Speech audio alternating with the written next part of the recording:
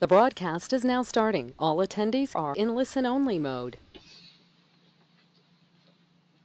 Good afternoon.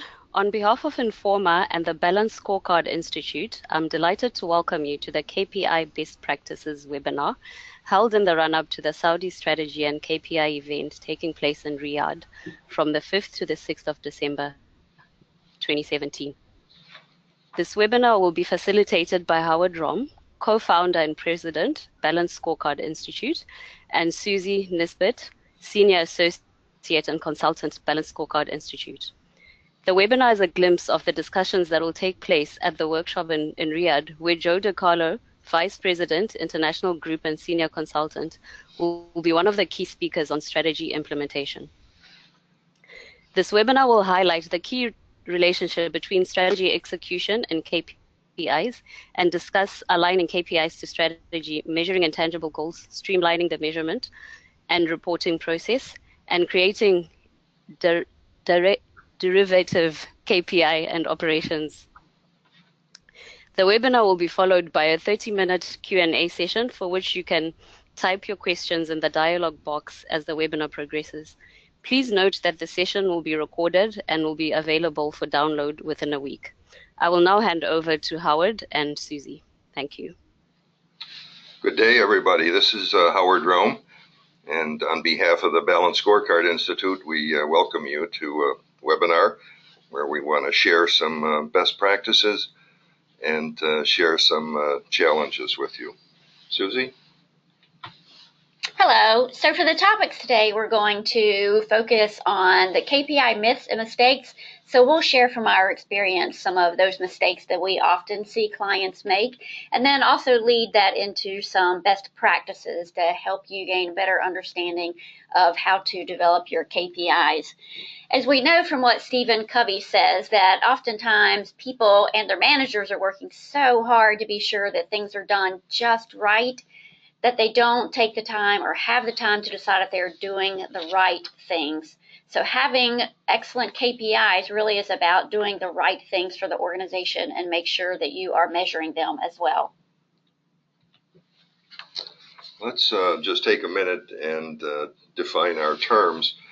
In our profession, as you all know, there is not universal truth on what the definitions are. So we're going to use KPIs as the critical indicators of progress toward desirable outcomes.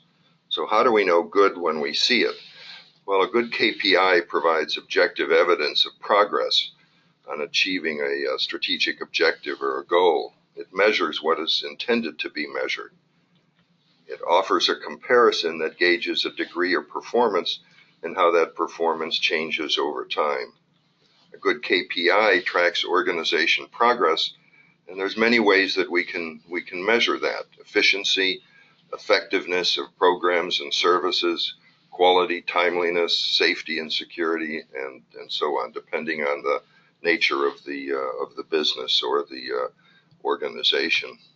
And finally, good KPIs are valid, they can be verified, and they're balanced between leading and lagging indicators.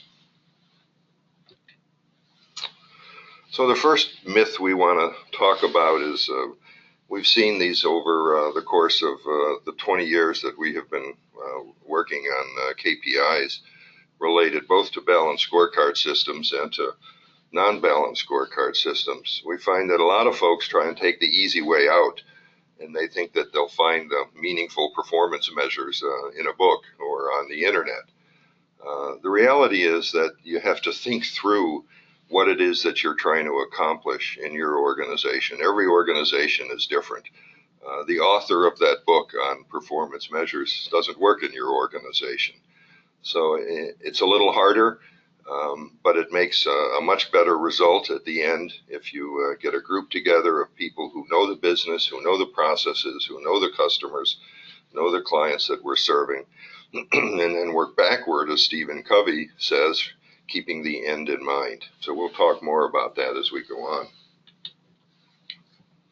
Another myth or mistake that we've observed over about 200 engagements in 40 countries is that a lot of folks make the mistake that Drs. Kaplan and Norton pointed out 2 decades ago, namely that a lot of folks will take a goal or an objective and identify one or more initiatives or projects associated with that. In other words, they'll put what they're doing into a goal bucket and then measure the initiative, measurement being typically schedule adherence or resource adherence. The problem with that is that those projects typically are not strategic measures. They measure progress performance, but they don't measure the results of the strategy that you want. So a better sequence is to start with a strategic objective, identify some KPIs or strategic measures. I'll use those words interchangeably. I know we could have a long academic discussion on the difference between a KPI and a measure, but I think for most folks, the practical use is somewhat interchangeable. So I'll use those interchangeably. So we can develop a strategic measure or KPI and a set of targets for that strategic objective. At the same time, identify the strategic initiatives and then assign some project measures. Using the project management profession as our guide, we would be interested on the project side of measures of resource adherence, schedule adherence, risk, and scope creep.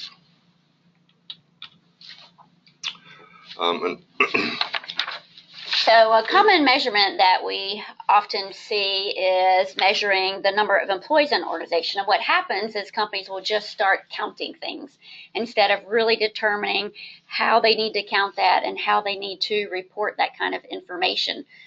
So if we take this example you see here, if we are counting the number of employees leaving our organization, you'll see on the left side, so from 2005, if we had 5 people leave, all the way up to 2008, it can look very alarming to see that 50 people have left the organization. And so we get very concerned about this and that our employees are leaving. We also might just look at the total number of employees in the organization. You'll see here that we've also grown as an organization. So when you put the two of those together and you create it more of a ratio, you actually see that your turnover percent is going down. So we'll see it's gone down from close to 6% in 2005 down to just over 2% in 2008. So we can use measurements like this and have a percent. So it could be a percent completion of some kind of objective that you have in the organization. It could be coverage or fraction of the total possible. It's also common to look at errors or defect rates. That really helps us know about our quality in an organization. We might look at our per capita cost. And then efficiency is also very important, where we're looking at our output over our input. And of course, productivity. So what kind of output we have that's based on our cost, or maybe the output per the work hour. Some other mistakes and myths that we have seen are the following. A lot of times we'll hear, we're in a hurry, let's just use the measures that we have. The problem with that is that a lot of organizations do measurement in a hurry. There's a rush to judgment to get to measures, like the measures are the end game rather than a means to an end. What we usually end up with when we see this is a lot of operational measures and very few measures of strategy and results. We'll hear this once in a while. Here's an easy way to do it. Let's just write a vision statement or a mission statement, set some goals, select some programs and projects for each goal, put them in a bucket, and then pick some milestone measures to see how we're doing against those programs and projects. The problem with this, again, is that we end up with very project-centric kinds of measures, which may or may not be strategic. The projects may or may not be strategic initiatives. Another common mistake we see is, let's just say that our strategy is everything that we're currently working on. Let's just look for some measures with the stuff that we're doing.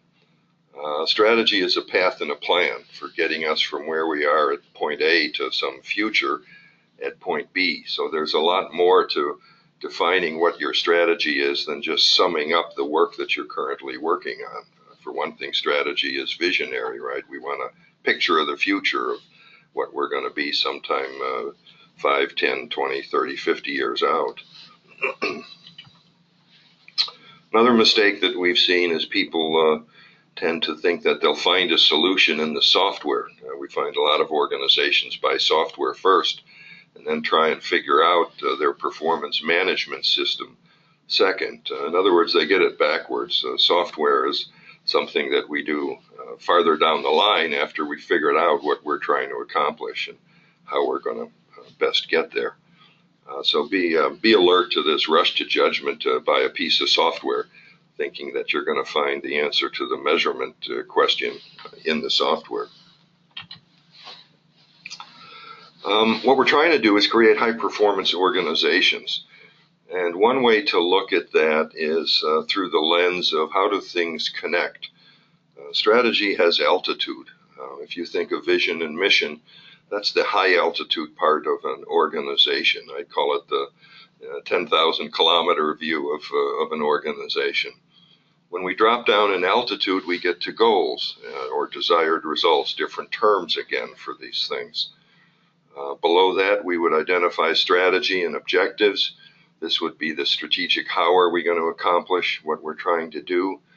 Below that, we would have a budget and a strategic operating plan. How much are we going to spend? What exactly are we going to do? And then the projects, programs, and services that we actually work on a day-to-day basis become the operations of the business. Remember the Covey quote that Susie mentioned early. This is about are we doing the right things? This high altitude vision and mission translated into goals, into strategy, into a budget and an operating plan. That's a conversation about doing the right things. Operating the business, keeping the trains running on time, that's doing the right things. It's about efficiency. It's about productivity. It's about running the business.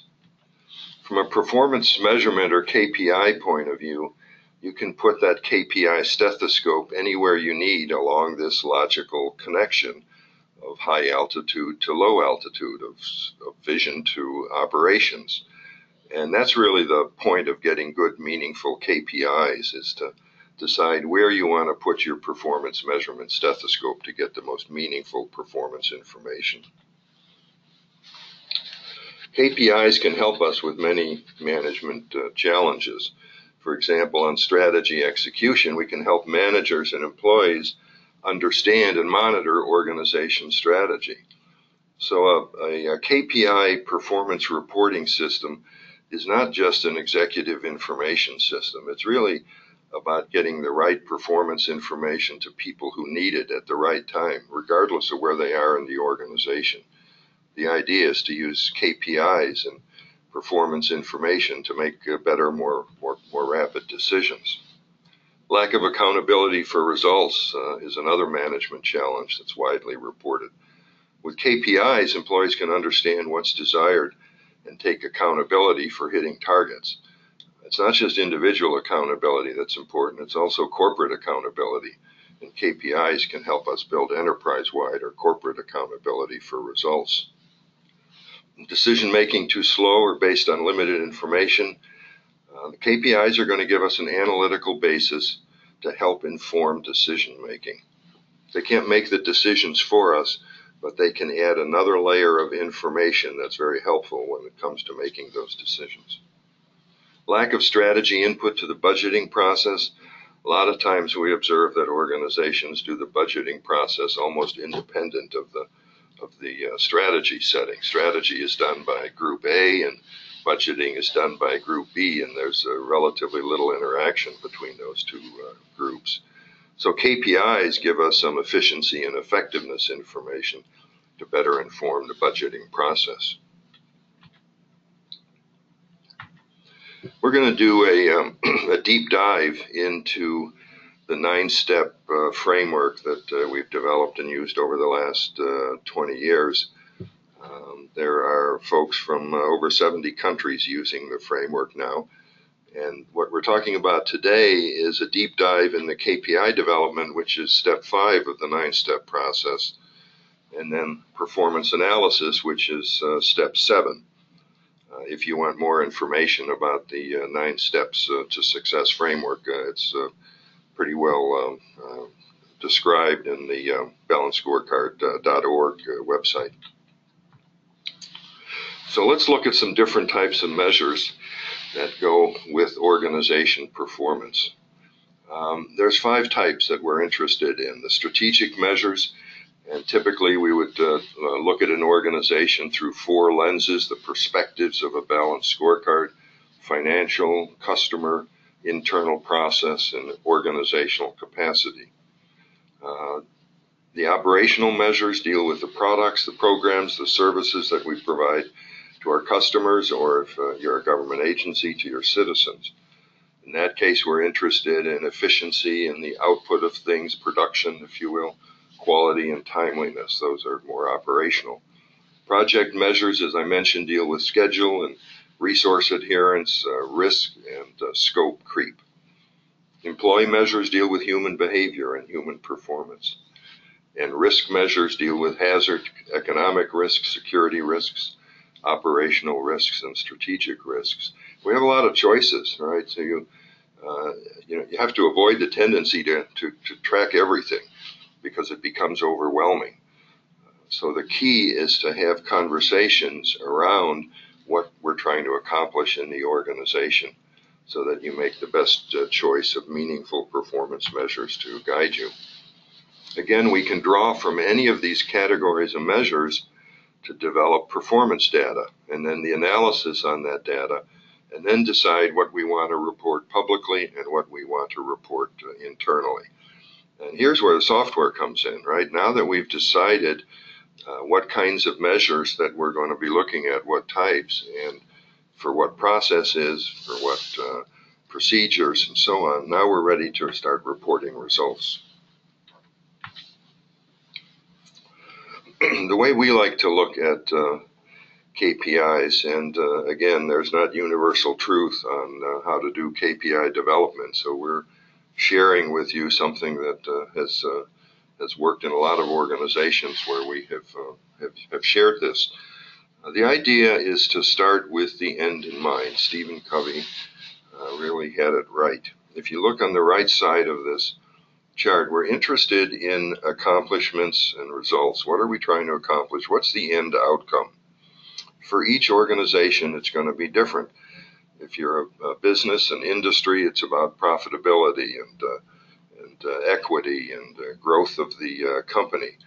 If you're a government agency or mission-driven organization, a nonprofit, it's about the impact of your programs on your stakeholders, on your constituencies, on your members. So very different views depending on whether you're a mission-driven organization like a government or quasi-government or nonprofit, and business and industry. To the left of that are the intermediate outcomes, the step before the end outcome.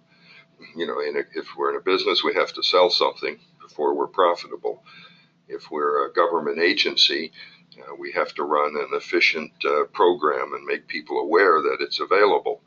So there are intermediate outcomes. We call those the strategic measures. Going to the left then are the more operational measures, the input measures, the process measures, the outputs. Inputs are our resources, outputs are what we produce, processes are the step in the middle that take the inputs and convert them to the outputs. Project measures, as we mentioned earlier, can be operational, very simple schedule, resource, and so on. But once in a while, project measures become strategic. An example that I recall is when contact lenses were first developed. The production line at Bosch and Lomb had many operational measures, and some of those made them onto the corporate scorecard because that line of business was so important to the growth of the company. So there's an example where a project measure became a strategic measure by the way it was used, the information that it provided. The key here is that you get better intelligence as you go to the right. The easiest measures are the ones on the left. That's typically what we find in organizations. They count the easy stuff. And most organizations don't spend enough thinking time, strategic thinking time, on the right-hand side of this chart. But that's where the real value of KPIs comes about, is understanding outcomes, measuring results, and the progress toward those results. Another best practice tip is to use your strategic objectives. So in any organization, we might typically see anywhere from 10 to 14 key strategic objectives, and they come at a certain altitude within the organization. So if you see the slide here, on the left-hand side, we've got the altitude from the 30,000 foot level all the way down to the ground level. Well, your vision and your mission, those are really at your highest altitude. So if you focus your KPIs on them, then they're going to be too high and vague, and you'll take those risks where they won't be as actionable as they need to be, and they won't give you the focus and direction. If they're focused too much on those projects and programs, as Howard had mentioned before, then they're too low. They get too specific for the project, and therefore they become too narrowly defined, and then they're just operational. So we want to bring our focus back to the middle here, where we have our strategic objectives. Some examples that we listed here where we're focusing on our continuous improvement in an organization. You'll notice the improve and reduce as how these objectives start. So improve customer or citizen satisfaction. Then what we would do is create our KPIs based on how we as an organization actually do improve the satisfaction of those customers and citizens. So we need those performance measures and KPIs to do that as well. Other examples we've listed here, improve staff knowledge and skills. This is very common that we see in organizations to make sure they are continually improving what their employees know and how they continue to build their skills. We also show the objectives in a strategy map, and this is a great practice to help your organization visually see those objectives, be able to focus on them. Howard mentioned previously the 4 lenses in the organization. So as you see these on the strategy map, these are the horizontal bands that move across. In this case, you'll see the financial at the top, and then the next lens or the perspective of how the organization is viewed is that customer and stakeholder. So we have the financial at top here because this would be a for-profit organization. For those of you who are in nonprofits or government, we would flip the 2 of these and we would put the customer stakeholder at the top, then financial would come second. But third down the row here are your business processes. We all have those internal processes and how we do things as an organization, and that's a big focus on how we work from an operational standpoint. And then the foundation here is your organizational capacity. This includes the people, the resources, the tools, the technology in an organization. So each of the ovals on this chart represents a strategic objective. And so you can see we have this list here, and we have them balanced across each of these perspectives. And that's much of how we want to communicate in an organization that all these perspectives are important, and then we have focus in each area. The arrows also help you tell the story within the organization. You'll see they start from the bottom and they lead up. They don't flow back down, but they are moving forward. So if we are telling the story of our strategy map from the bottom up, really it's the leading question. If something happens, then what else happens? So if you look to the bottom left of your screen, if we improve the knowledge and skills of our employees, and we also improve the tools and technology in our organization, then you can see those lead up to increased process efficiency. So that's where our business processes will improve.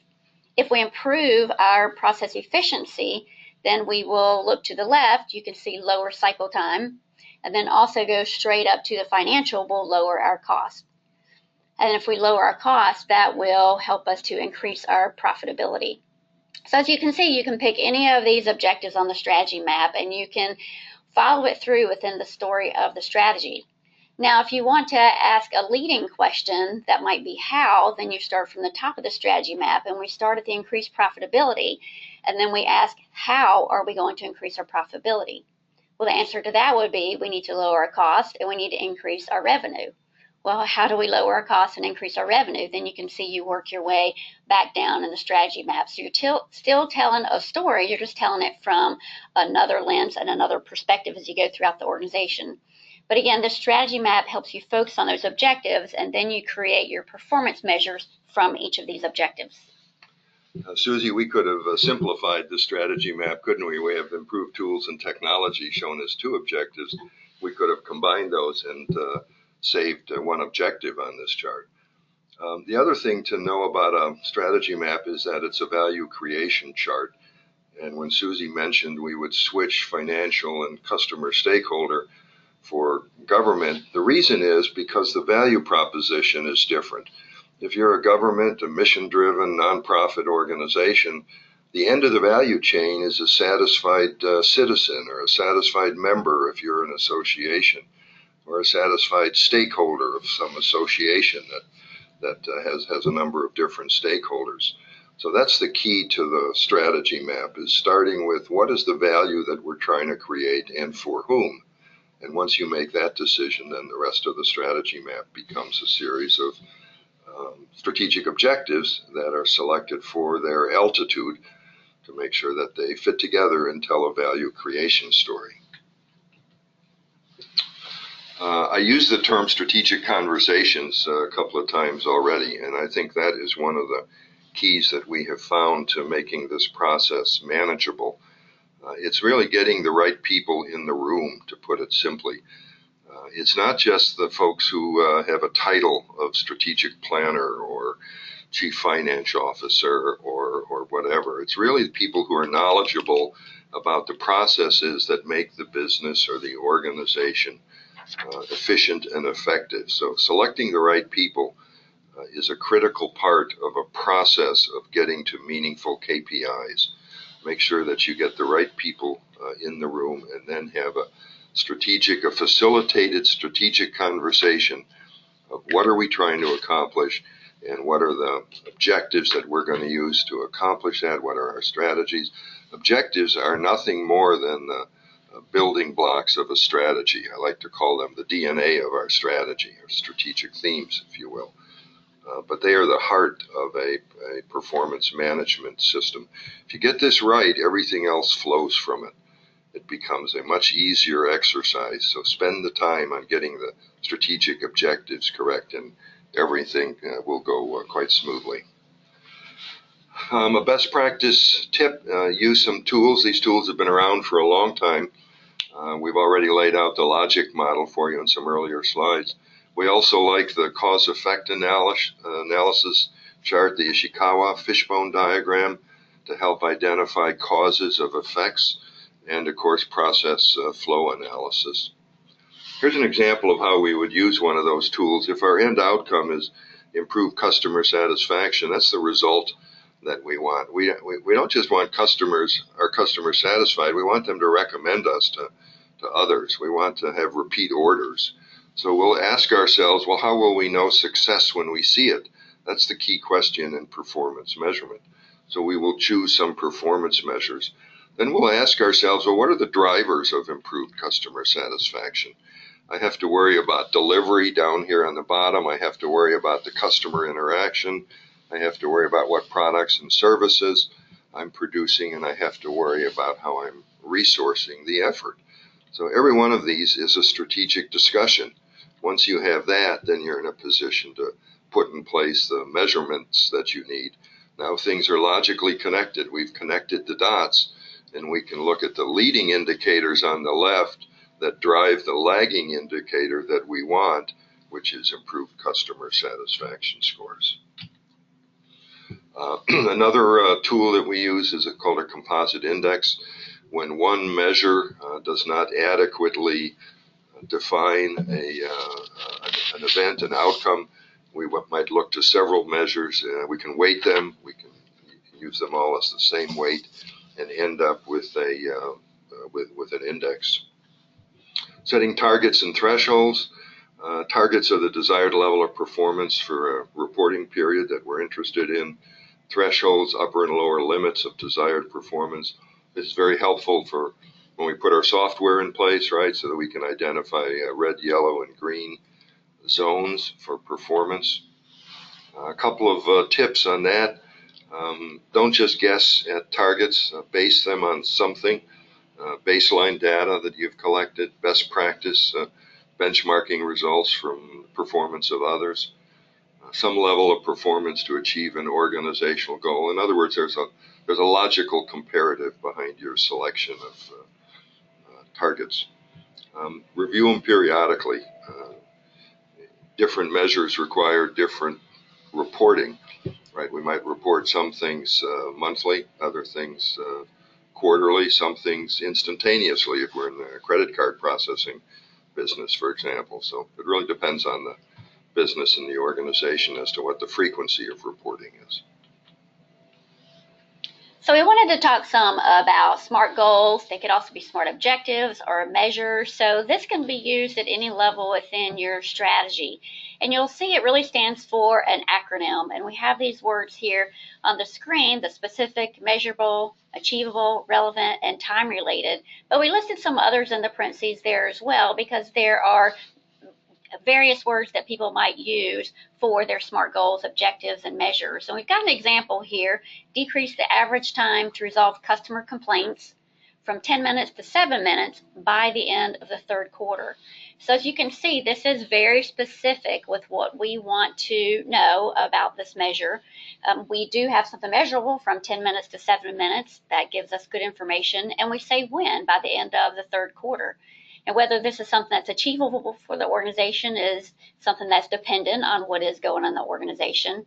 It, of course, needs to be relevant and have this time bound. But one of the points we want to make here is that using this SMART acronym is really a filter. It's not specifically a framework, because you can make a measure that's SMART, but that doesn't mean that it is specifically right. So it's always important to test your measures, test your goals against the SMART here, but then also making sure that they do make sense and they are the right things for your organization.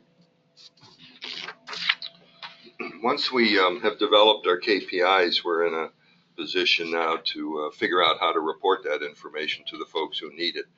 So we have a lot of tools available within the last 5 to 10 years. The availability of relatively inexpensive software to do this has just been phenomenal. There's some really good ways out there of reporting performance information. Dashboards, strategy maps that are color-coded to the performance of the measures associated with the objectives, cloud-based solutions now, mobile solutions, and of course the traditional charts and graphs. The idea is to be able to drill down in performance information that you need to learn more about. For example, over on your left, you see that red rectangle that's causing red arrows, downward arrows, to flow up through the rest of the performance reporting system. So we want to be able to drill down if we're reviewing this information on our screen and find out what is the poor performing measure. Same thing with composite indexes. We want to be able to roll measures up into the higher order of things.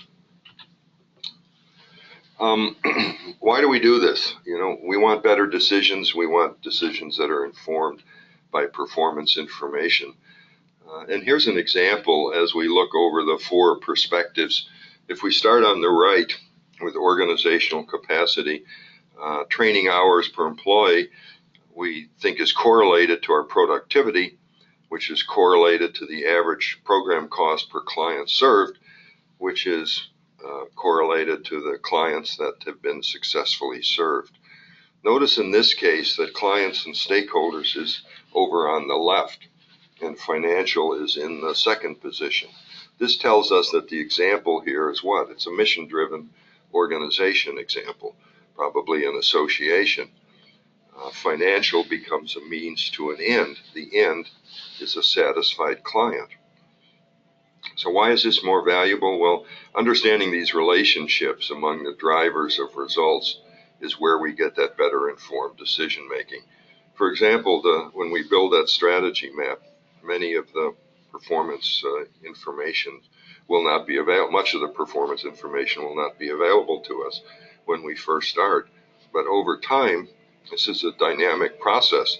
We'll be looking at whether, in fact, after we measure training hours per employee, we really do see an improvement in productivity, which would tell us that our training programs are effective. One big problem that we often see in organizations is that they set objectives and KPIs at the top level in the organization, and they don't get very well communicated down and throughout the organization. So really what we want to focus on right here is that as we set our objectives at the top level, so you'll see in the far left side there where we show you the tier 1 at an enterprise-wide, we've got an example there of an objective of improved customer satisfaction. And for that objective, you can see we've set a measure, and then we also have identified a strategic initiative. The point here is that now we need to continue that alignment throughout the organization. So we need to cascade it down into other parts of the organization. So the tier 2 in this example might be to a department or a unit. It could be to an installation, it could be a location, it could be divisions, whatever your terminology is in your organization, it works the same way. So we've cascaded this objective down to be more specific for this particular department unit to improve information on available services. And then we go deeper into the organization and we cascade it down to the employee or the operational level of the tier 3. And this is where we create personal or individual objectives for employees. And in this case, an employee would look at that department and unit objective and determine how that person can particularly impact that objective. And so the example here is to improve web and print content delivery. And you'll see again, we have measures for each of these initiatives as we drill down, align, and cascade through that organization. And then this gives employees more information and visibility to the strategy and creates that alignment throughout the organization. This is an example here where we have complementary KPIs in a manufacturing plant. So we've cascaded down the corporate scorecard, and you can see we've given you a customer example on the left, financial example on the right, but it starts there at the corporate level, and then it moves to your operating divisions, and then to a division director, a manager, and all the way down to the team as we go throughout each of those. And here, more to talk about these individual objectives or goals. Sometimes we use those interchangeably. We find at the employee level, they're more comfortable with the word goal, but sometimes from the enterprise level, we see the term objective used, but they can have the same meaning in organization. But you really need to start with some of the inputs in the organization. So you've got those tier 2 objectives. Obviously, we need to cascade from there. We would have some previous individual goals that were set for this particular employee. We also want to look at their job responsibilities. These might be defined in a job description where we have duties, tasks, and activities. And it's also critical to look at the competencies that are expected for a position, those knowledge, skills, and abilities. And of course, your organizational values need to play into this as well. And then we move forward to the process where we're going to evaluate the performance and the accomplishment of goals. We need to give feedback and coach employees along the way.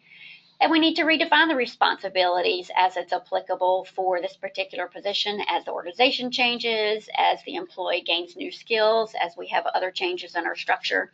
And then we set new goals along the way. And then what our results are is that we get that alignment with the organizational strategic objectives. And we need to determine how we're going to reward and recognize our employees for their effort and for their results.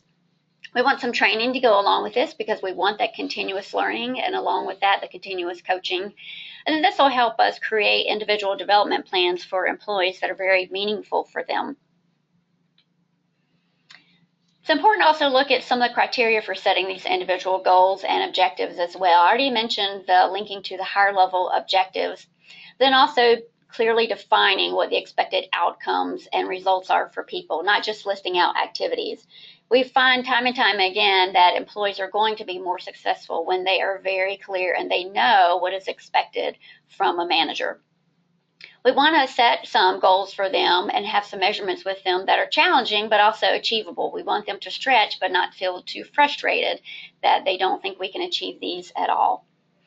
It is important to have a good conversation with an employee and obtain buy-in. When managers just hand down goals to employees, they won't feel as engaged and may not care as much about working toward the result for that. So talk to the employee, gain that buy-in, and make sure you set a realistic number of goals for the employee. We see typically 3 to 5 is the most that anybody can truly focus on. It's a good idea as well to establish some action steps and milestones along the way, so that gives you the ability to track your progress. So if we set a goal that's a year long and we need to look at that once a quarter, or there may be some other time frames or specific milestones. Then as you go along, you need to adjust those goals as it's appropriate for the employee or situation, or if there are changes within the organization. And of course, as we talked about before, make them smart. We have a few examples here for you, and I'll just touch on a few of those based on time, but you see we have the corporate goal on the left, and then that aligns to an individual goal. And then we show some examples of some measures and then a target. Oftentimes we'll find people skip pieces of this and they don't outline enough of it. So if you look at the top one, the corporate goal of control expenses, well, this might cascade down to an individual employee to reduce printing costs. Well, how would we measure that? Well, we're going to look at the cost of reduction and what percent that is. And then we set a target at 5%. So that target can be whatever is applicable for you. Sometimes it takes a while to establish the baseline. If you see on the second line, increase new client base, if we want to increase major clients for the individual, and then we're looking at the number of clients, so we're going to be specific which kind of clients. We want the ones that have a $2 million plus revenue. Now you can see in this target, then I set what would be the achievable target, so that would be the minimum target, and then also what is exceed. So I want to give you that example because if your performance review systems have multiple levels or category ratings, then people want to know how do they get to the different targets. And if you just look down the rest of the targets here on the right, you can see another percentage.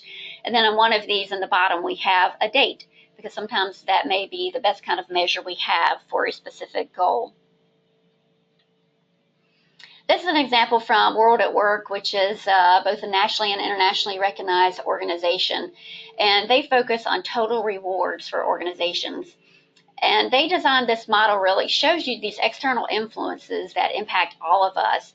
Those will influence your business strategy and then your organizational culture, and both of those will lead into your human resources strategy. And as you create that human resources strategy, that's where it's going to feed and build your total reward strategy, right? So that people know how they're being compensated, how do they get recognized, how is my performance going to be managed, and those kinds of things. So this is what's going to help us attract, motivate, retain, and engage our employees. And so leading to that, we also want to consider how we are going to link our performance to reward. So employees need to have that line of sight and the ability to influence the results. If they don't, then they won't really work toward those. So oftentimes I'll hear complaints from employees that they can't control something like this. And so we say, well, how can you influence? How can you provide information and try to give additional data to somebody else who can help make that goal stronger? It's also a good idea to have the incentives in a short enough time frame that makes sense for the particular position, and of course that you budget it. So we don't want to promise that there could be incentives that we don't have within our budget. Always needs to be very clearly communicated and then documented. We see this as a big mistake as well, where there's verbal communication but not clear documentation, and so that can lead to misunderstandings and dissatisfaction. And of course, for employees, that perception of fairness is going to be very important for them so that they think the goals that are set are fair, how they are giving the resources and the time to be successful with them are also fair throughout the organization.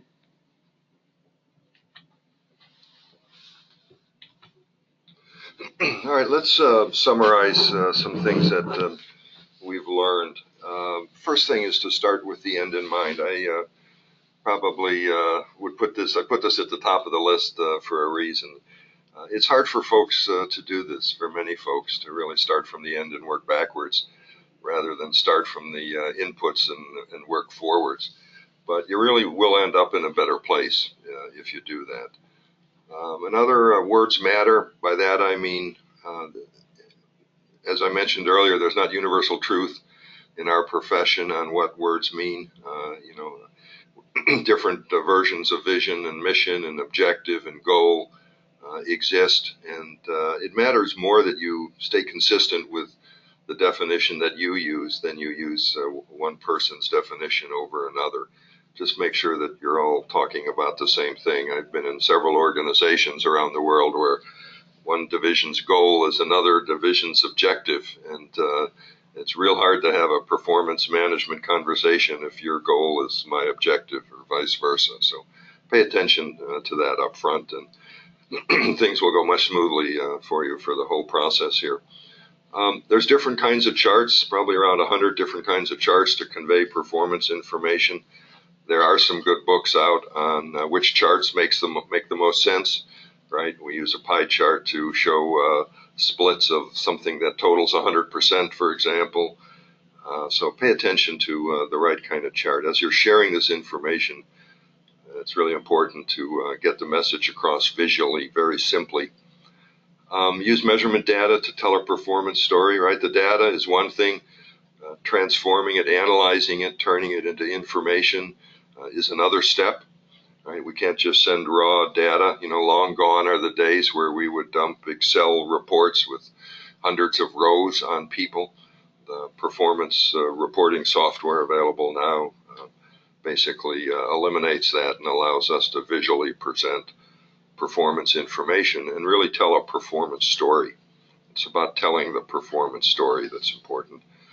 Another tip, don't just measure the easy stuff. That's a temptation that we see a lot of folks do. They'll just, at the end of a long day, the boss has asked for measures, give me my measure, so they sit around and say, what should we measure? That's the wrong question. What should we measure is not the right question. The right question is, what are we trying to accomplish? And the second right question is, how will we know that success when we see it? Those are the two questions to ask. Your most meaningful KPIs come from the heads of your employees. They're not in a book. They're not on the internet. Sure, you'll get some hints by looking at a book and realizing that, tracking sales is a meaningful KPI. But to get deep into this and to do it right, you really need to get the right people in your organization. Small teams, work groups, professionally facilitated, it really makes a difference in getting to those meaningful KPIs. And remember, it's a journey. It's not a project. A lot of folks make this mistake that think once they get the measures, they're done. They can go on to the next thing. Performance management really is a journey. It's a dynamic program of getting better, getting to higher performance, moving the organization to a higher level. And that takes time, and it takes discipline, and it takes connecting the dots, making things at high altitude connect to things at low altitude. If you want to learn more about this, we have a KPI professional certification program. It's an exam-based certification, a 5-day boot camp, and very comprehensive, looks at all the things we've talked about here in much more depth. And the goal is to allow you to apply these methods in your organization so that you can build the right measures. You can visit us at kpi.org and find some more information there. If your interest is on the Balanced Scorecard side, balancedscorecard.org. Remember the conference coming up in Saudi. We'll go into a lot more depth. The 2 workshops deal with this subject that Joe DiCarlo is going to present. And so we hope to see you at the Saudi Strategy and KPI Forum in next month. The folks down at the bottom, we're in close association with the Association for Strategic Planning. We've just completed a strategic plan for the association. Inform is our training partner in the Middle East. Transform Alliance is also our partner, consulting and custom training partner in Dubai. And of course, we are associated with the College of Professional Studies at the George Washington University. We jointly certify with the college the KPI professional certification as well as the Balanced Scorecard professional certification. For folks who have stuck with us to the end, there's a 20% discount if you attend the forum. And please use this discount code when you register with Informa. And hopefully we will see you there. I think we're going to open it for a few questions. Susie, can we do that?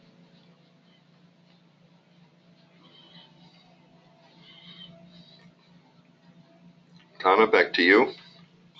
Yeah, so we do have some time for a few questions, and just to answer one of the questions that was asked throughout the webinar, a lot of you are asking if we are going to share this webinar.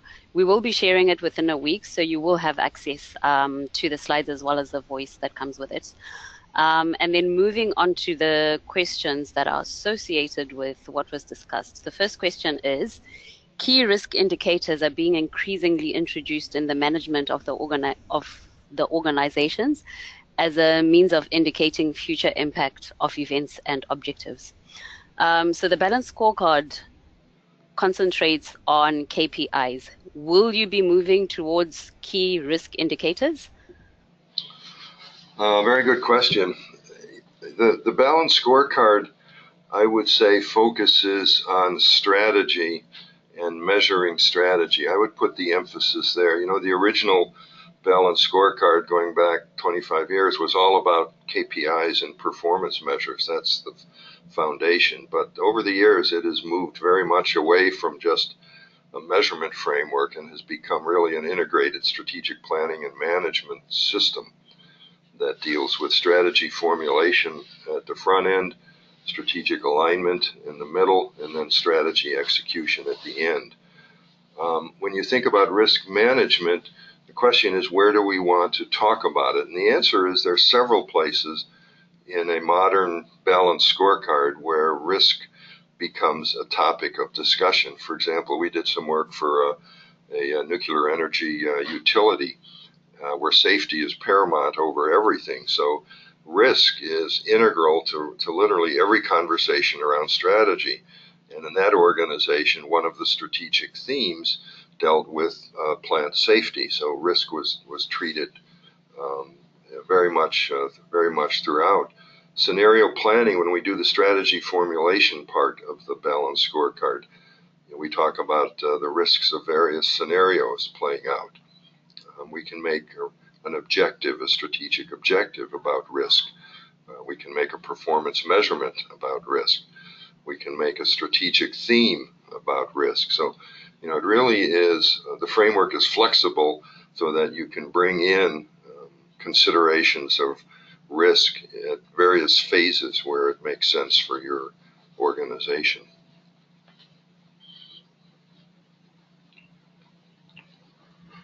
Okay, and then this another question that we have is, how do we link the MBOs and job responsibilities to the strategy, and what is the action to take for an organization that doesn't have them?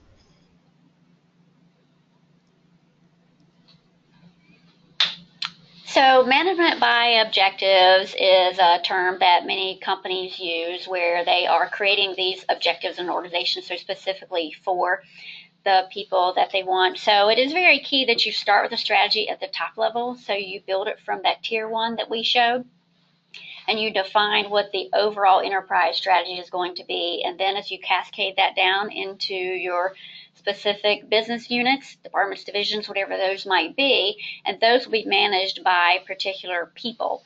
And so that's where we need to set their objectives that are cascaded from the tier 1 and evaluate them based on that. And of course, that continues to cascade down into organization, could be to additional levels of management or straight down to individual employees.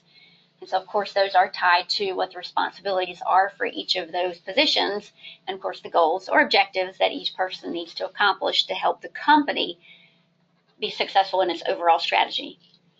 Yeah, let me add one other thing on that, Susie. Management by objectives was very popular a few decades ago, I think more popular than it is today. And one of the problems that folks found by treating everything as an objective was that it didn't connect very well to the strategy or the mission or the vision of the organization. People tended to, I speak from personal experience here. I worked in the federal government in Washington for a number of years, and we went through a management by objective exercise during one of the presidential administrations many years ago.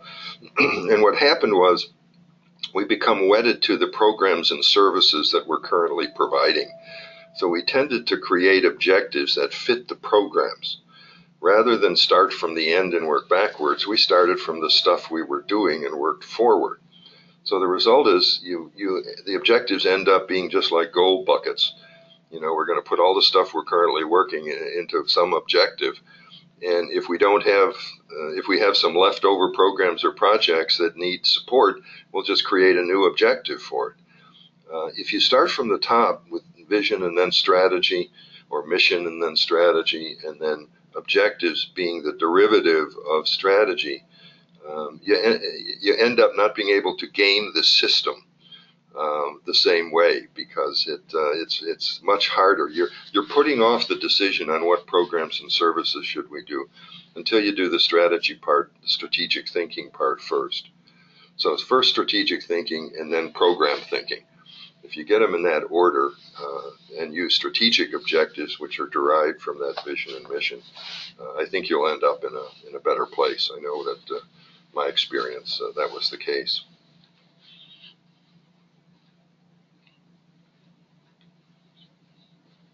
Do we have time for one other question?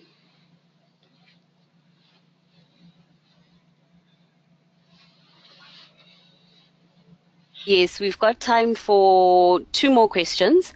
The first one is, how can you ensure alignment of corporate culture or organizational values into the balanced scorecard?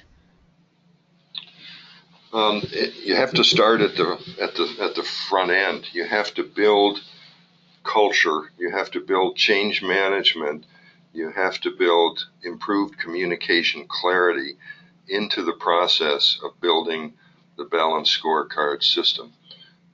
I find this, I've worked with many systems over the years. I find this true for not just the balanced scorecard. And the way we developed the 9-step framework, we actually built it on the basis of a change management philosophy, John Cotter's work at Harvard, when he talks about the characteristics of high-performing organizations. If you look at that, we took all of his work and incorporated into each of the steps, each of the 9 steps. And what does that mean practically?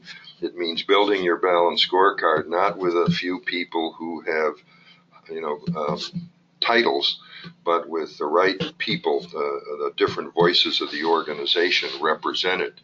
So we'll, for example, do a series of small workshops with anywhere from half a dozen to a dozen people with different responsibilities in the organization.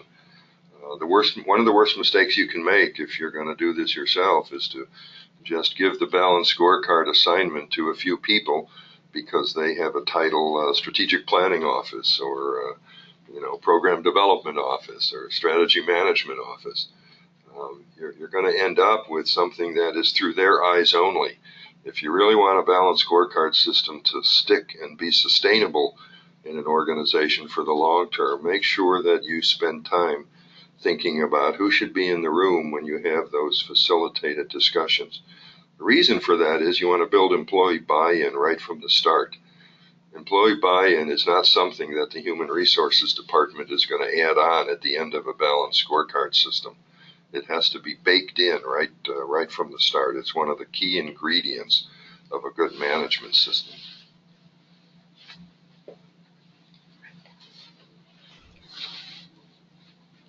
And the last question for this session, what is the difference between KPIs and KBIs?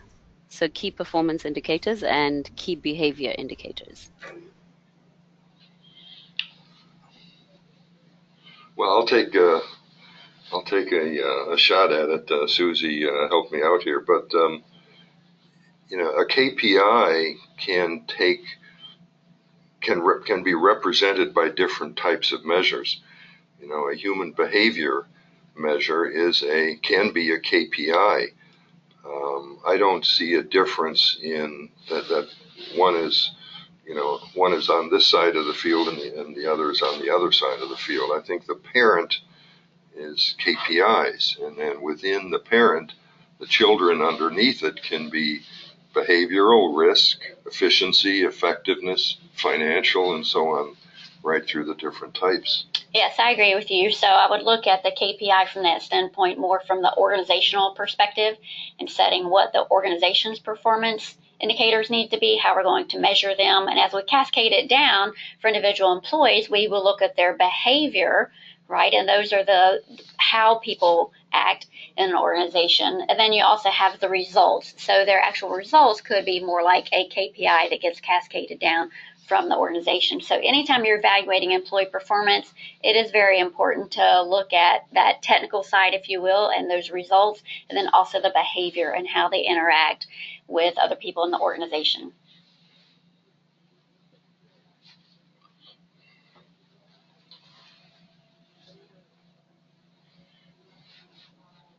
And with that, we have come to the end of the webinar.